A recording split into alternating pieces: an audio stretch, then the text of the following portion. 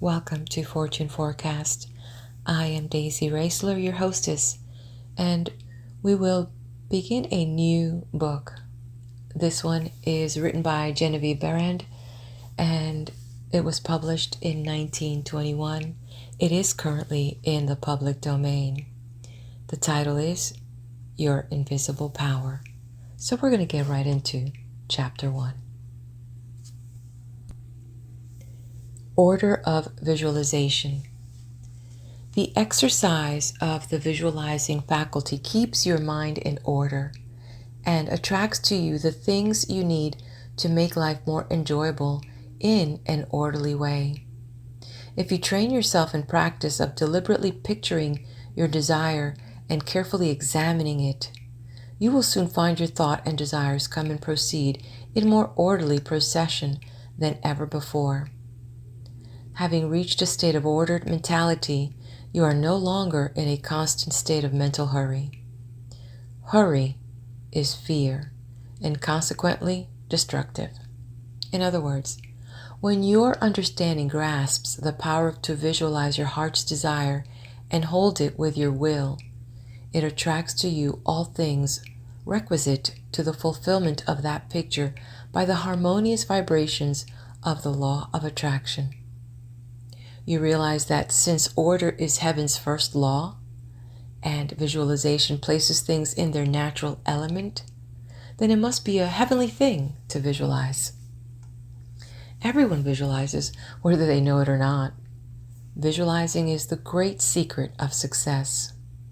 The conscious use of this great power attracts to you greatly multiplied resources, intensifies your wisdom, and enables you to make use of advantages which you formerly failed to recognize.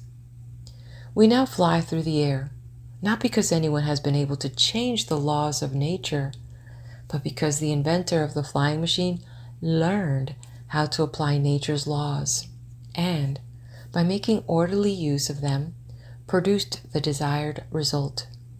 So far as natural forces are concerned, nothing has changed since the beginning. There were no airplanes in the year 1, because those of that generation could not conceive the idea as a practical working possibility. It has not yet been done, was the argument, and it cannot be done. Yet, the laws and materials for practical flying machines existed then as now.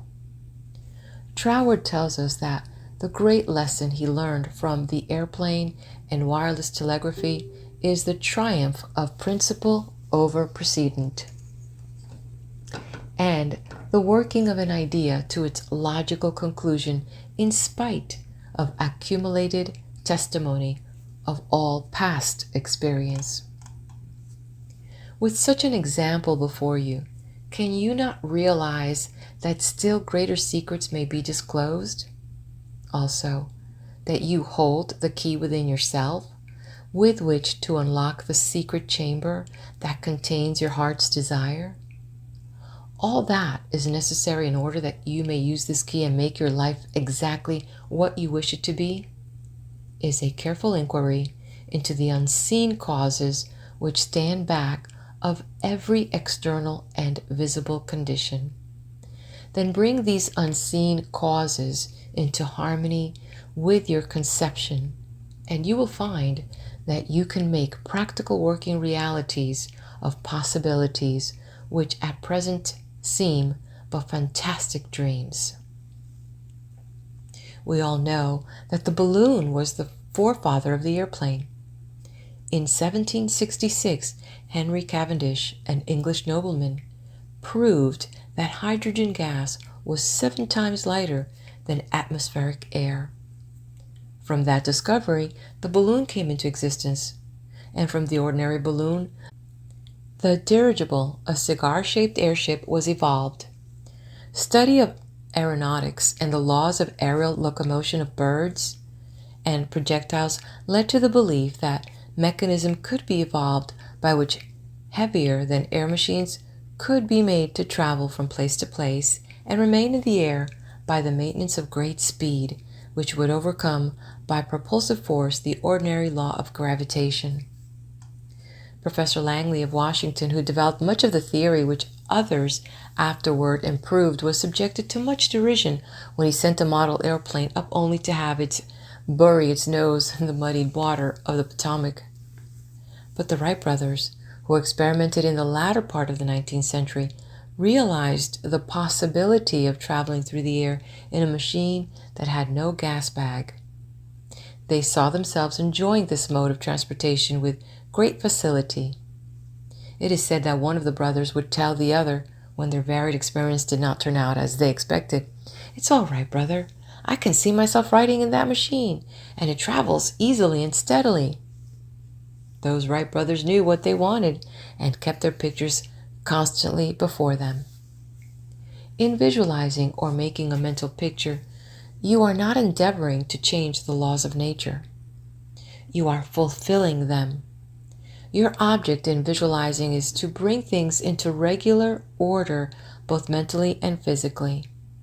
When you realize that this method of employing that creative power brings your desires, one after another, into practical material accomplishment, your confidence in the mysterious but unfailing law of attraction, which has its central power stationed in the very heart of your word picture, becomes supreme. Nothing can shake it. You never feel that it is necessary to take anything from anybody else. You have learned that asking and seeking have receiving and finding as your correlatives. You know that all you have to do is to start the plastic substance of the universe flowing into the thought molds your picture desire provides. And that concludes Chapter 1.